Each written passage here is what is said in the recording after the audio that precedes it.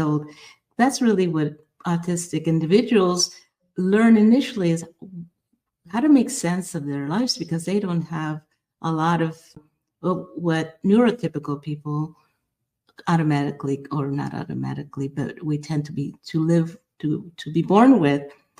One of the things that came up for me was, well, there's nothing to fix about my son. He's perfect as he is.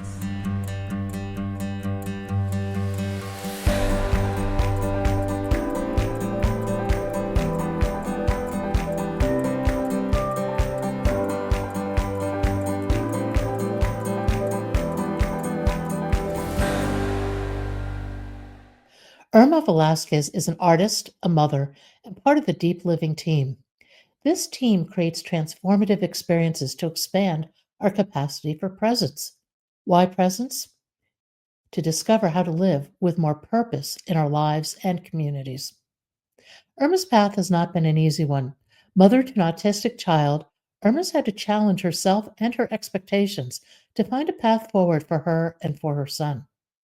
What has she found? Looking within, she's found strength, love, acceptance, and so much more. Come join the conversation. Irma, welcome to Bump in the Road. If you would, tell us your story. Hi, Pat. Thank you for this opportunity. Well, my story, there's different places where I can begin, but I'll begin by where I was brought up. I was born in El Salvador, and I was brought up for the first 10 years in El Salvador by a very loving family. I have two parents that worked full time, so I had um, caregivers that were my grandmothers, my aunts, loving people. So I feel really privileged to have had that love. We weren't privileged in financial or material ways, but I felt that that privilege is really something that I treasure. And I had a wonderful 10 years of my life there. And it was had outdoor experience. So we went to the beach every weekend. We played out in the jungle. We had friends and family and cousins. And then when I was 10 years old, my father very impetuously decided to move us to the United States. He came to California, Northern California, and didn't even come back. That he called or telegram in those days and said to my mother, bring the kids. We're moving to the Bay Area, San Francisco. And that was a shock. Out of the blue, we were plucked out of a comfort, very beautiful place, and brought into a beautiful part of the world. But I didn't see it that way as a 10-year-old. So that was the first bump in the road that I found myself lost, confused, a new language, a new culture, no friends, cold weather, and it was very difficult. First 10 years of my life, I must admit. But I found art in those days when I was 13 or 14. I found drawing and painting, and that became my friend. And I was really immersed in it. I love the quietness, the going away, and really focusing on doing something that looked beautiful, at least to me. So that was my friend, my best friend when I was in my teens, and I continue to love it and be be immersed in that. Um, but then, school happened, and I went to college, and as a dutiful self, I followed my parents' suggestions, and I went into business school and became got my degree and went to work in the banking field in San Francisco and did pretty well. And but something was not right. I didn't it just didn't touch my heart. And even though I was making progress, I was getting promotions and doing making good money for a 30 some year old, I decided to leave and pursue art because that's really what I loved. But in the midst of that journey, I met my husband, and I, it was a pretty clear decision. It's so we got married, and a few years later, I had my son Aaron. That that was the biggest bump in the road that I have felt, that has happened in front of me, which, few years into his, um, his development, he was diagnosed with autism, and this is in the late 90s, so the word wasn't as prevalent as it is now. A lot of people, they said, "He's artistic? That's wonderful." I said, "No, no, no. It's not artistic like me, it's autistic." So people were not really aware of everything that was available, and I had quite a challenge in trying to navigate that world, as a new mother and as mothering a child that was very different than anybody else. And he's on the severe spectrum. And so it was a learning process for me and for my family. But as I began to learn about him and about autism, which it's a very complex and fascinating introduction into our being human. It involves, the our way of behaving. Behavior is one of the things that, excuse me, with people with autism are usually looked at as their behavior, and the behavior is only an external representation of what's going on inside. So it's quite complex. There's sensory issues that are affecting the way they think, and it's quite complex internally for all of us. And also the digestive issues. There's some comorbidities that go along with autism. My son developed epilepsy when he was in his teens, so it's quite a complex disability. And in those years, I drew upon myself and by my family and friends and parents to help guide me, guide us through, um, how to navigate this difficult time. I can't even imagine. Back in the 90s, you needed to know some basic DOS just to get on the internet. Mhm. You didn't have access to this sort of information. I would think that having an autistic child had to be an incredibly isolating experience. Yeah, it was isolating for myself, and I saw myself as also in my son because he was isolated. He was in his body. That's what autism is being inside of ourselves. And one of the things that really changed my way of viewing the the the process, the road, getting a different landscape. Oh, I'm almost seeing like pulling off to the side of the road and looking out, and all of a sudden I see this beautiful lake there and start asking questions. There was a very clear way of approaching treatment of autism in those days, which was either behavior model or the relationship model. There were other ways, I mean, many other ways, but those are the ones that stood up to me. And the relationship with the behavior model was very, I mean, still used to this day, very reward driven. We give you this and it's a response Mhm. training. So you train for a certain response, and the more repetitions, the more that behavior is ingrained, which is true for neurotypical adult people as well.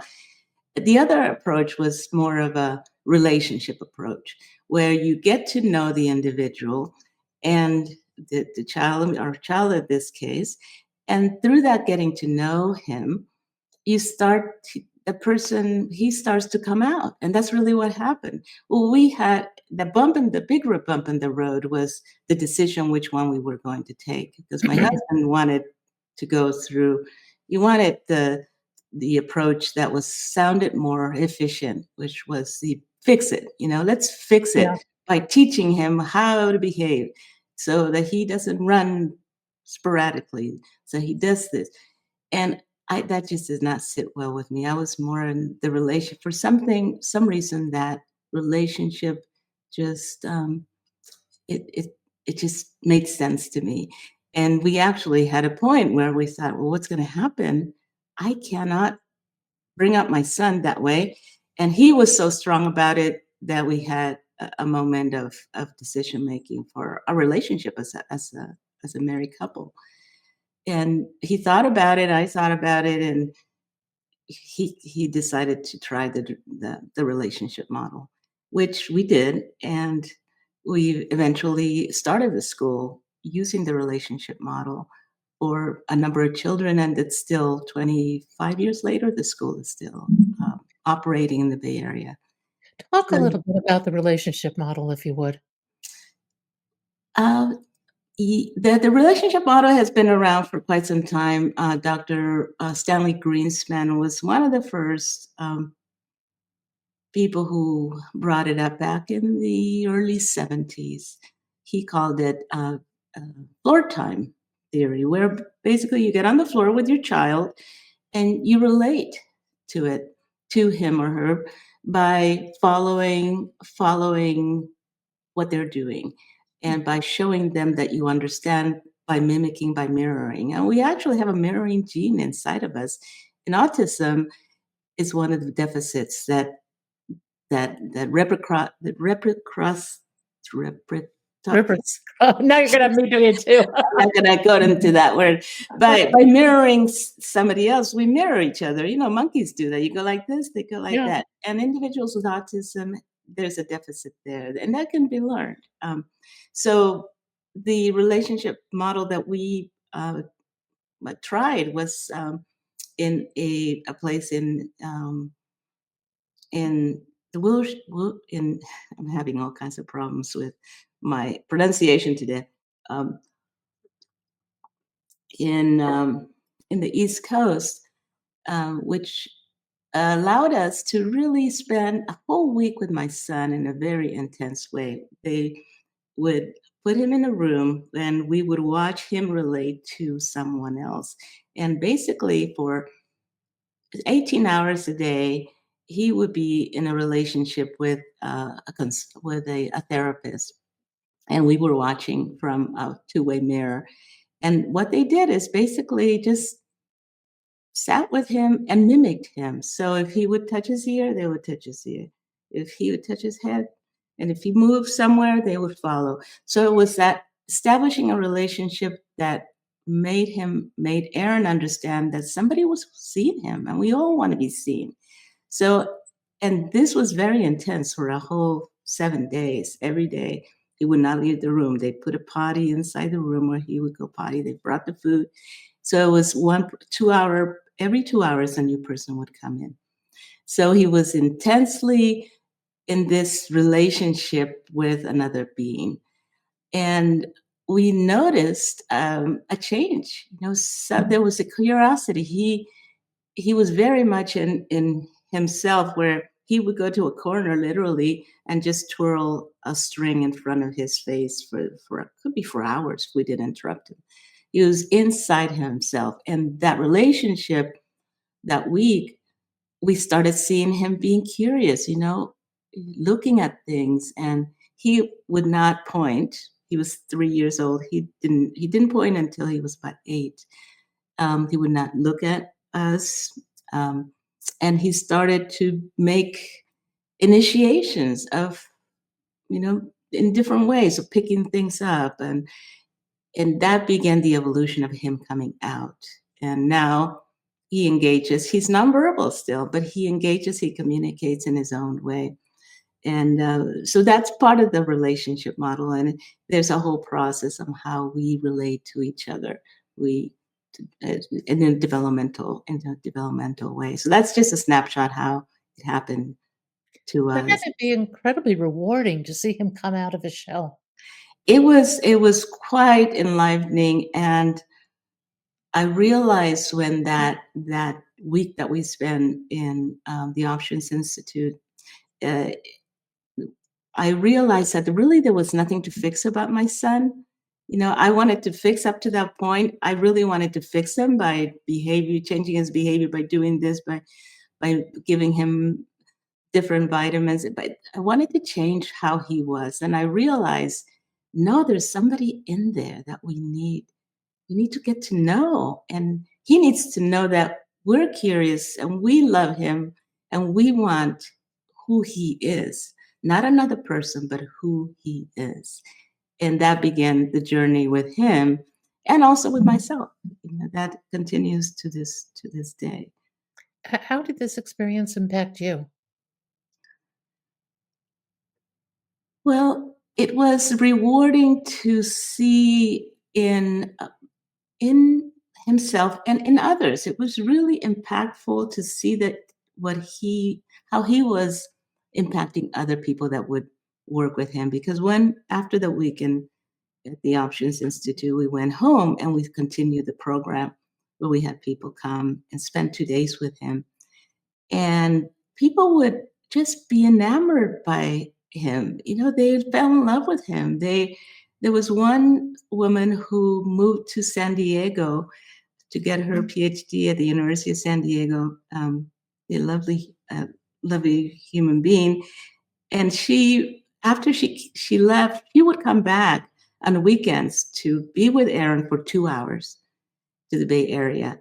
She would fly up and find a way to spend 2 hours with him because she said she loved being with him. There was something that she could see and that he could see in her. That connection was so powerful that I would see it with almost every person that spent time with him, that they connected on a level that I was jealous. I wanted to connect at that level with him, and there was something getting in the way there, and that was part of my own learning process too, my own learning about myself. Yeah, you bring up a point that's come up with some other moms who've had pretty big bumps with their kids, and that is love. Mhm. Simple, it isn't as simple as I'm making it sound, but simply learning to love your child the way they are. Yeah.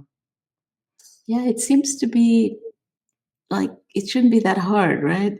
But I think it comes for me, it came as I needed to love myself the way I was, the way I am. And in the road of teaching and learning from Aaron, I began to learn of how to do that. And another learning process, another learning point was when I learned about the Enneagram. The Enneagram was my model that I used for myself. With Aaron, we were using all different kinds of model. The floor time model, the different models to help him regulate himself, search model for self-regulation. There were all kinds of models that are being used to help individuals with autism deal with the complexity of their situation. So I found Enneagram as being my model. When I learned about it, I thought, this is something interesting that I need to look at. It was introduced by a life coach that I met, and I started to do that internal. Okay, why do I do what I do? What's what? What are these patterns? Are there some patterns? And there are.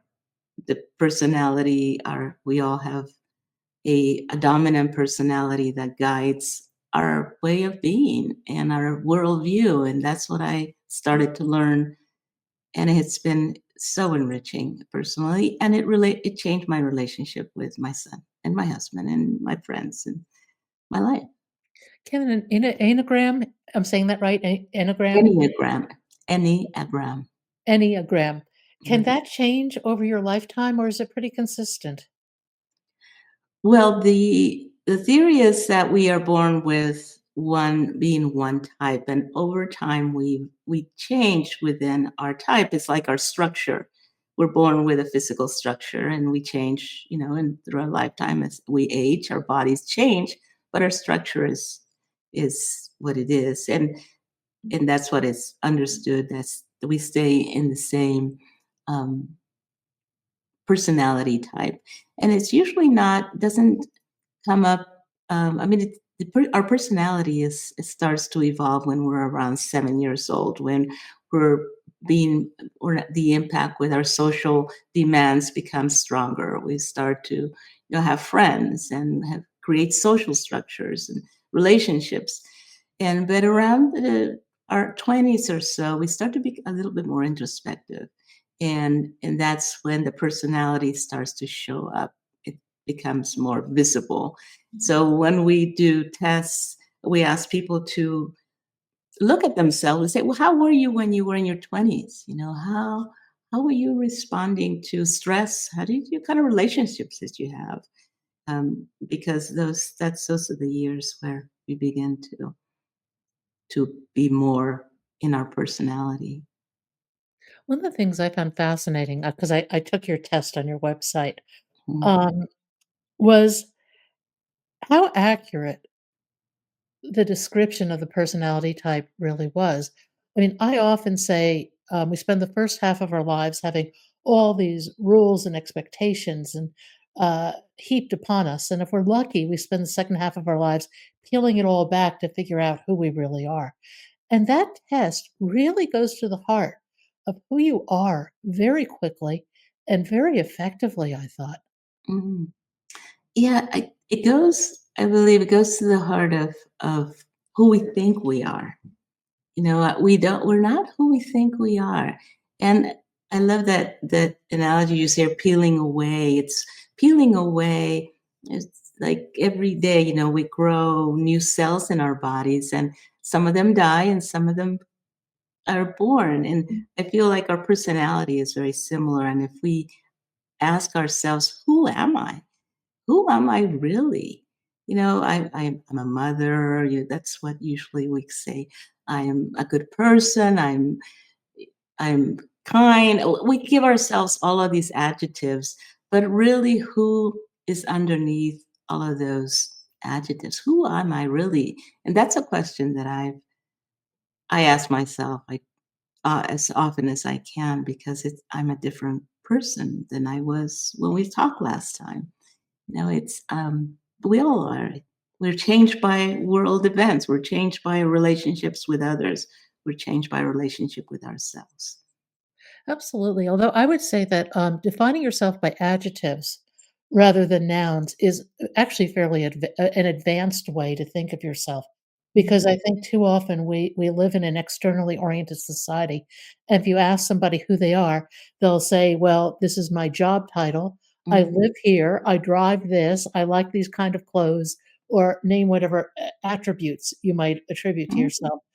I think mhm, kind of the next stage in getting to know yourself is as you were saying, would you describe yourself as kind, curious, courageous? I think those types of attributes are much more revealing of what lies mhm. underneath. And Yeah. what lies underneath that? Mhm. Hmm. That's a wonderful question. What's lies underneath that, and what lies underneath that? And there's the layers.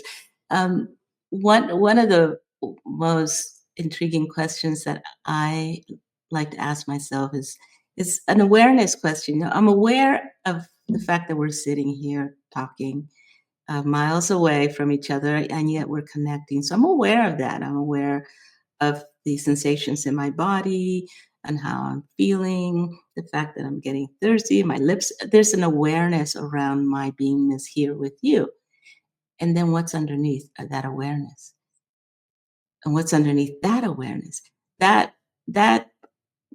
process is a deepening process that takes time and it takes practices and allows, at least it's allowed me to be more present with what is here for me on a daily basis. But we have to deal with all of the stuff that's going on in our country right now, things that are going on in our families. And in my with my son, he lives with us, and there's issues around his health that I face almost on a daily basis. So how do I respond rather than react? How am I present to what is available to me right now? And there's so much available. And, you know, No, I think that's learning to be present is an art and it's something you have to practice continually. yeah, But I think it is one of the most profound aspects of being alive, to truly be present. Do you have a meditation practice? I do. I do. I wake up every morning with some time of silence. I try not to give myself a set time, but at least 5 minutes of just being by myself in silence. Sometimes I listen to, this morning I listened to Nick Dot Han and a meditation around how we are all flowing rivers. So I try to start my day with some a quiet time. And the other part of my this sounds relatively new is pausing throughout the day where I pause between activities. So after we meet today, I will take a pause of 5 minutes or 10 minutes before I go to the next activity so that it's a time for myself. And that's how I see coming back to myself rather than dealing with going towards. And that's part of my personality type is that I'm a dutiful type. And if you learn about the Enneagram, you feel there's categories of each one of the personality types. And I fall under the dutiful types that's my go-to. It's I'm dutiful. What does somebody else need? How can I respond to somebody else? So I move forward towards that. Some people tend to retreat, or some go against. But so I'm aware of that, and being aware of it, I have a choice. I say, okay, I need to practice coming back to myself and being dutiful to me. And then I can go out and do what I need to do. So, That's a wonderful way to put it, being dutiful to me. mm, yeah. Now, your interest in this led into deep living. Is that correct? Yes, Deep Living with the Enneagram is a book that's written by a friend and a teacher, Roxanne Hal Murphy. And she's the one that introduced me to the Enneagram back 20 some years ago. So Deep Living, the approach, it's been developed.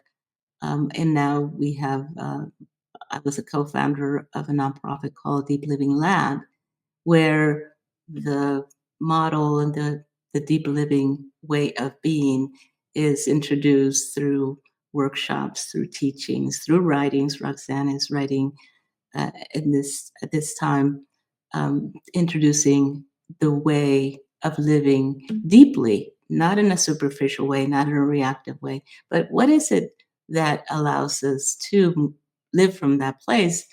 And she brings up some very practical exercises for us to practice, and also ways of looking at ourselves that is very structured in some ways. It's a map similar to the Enneagram, and structure is important because, at least for me, it allows me to, just like a map, and I'm looking at the road behind you. It allows us to get where we want to get.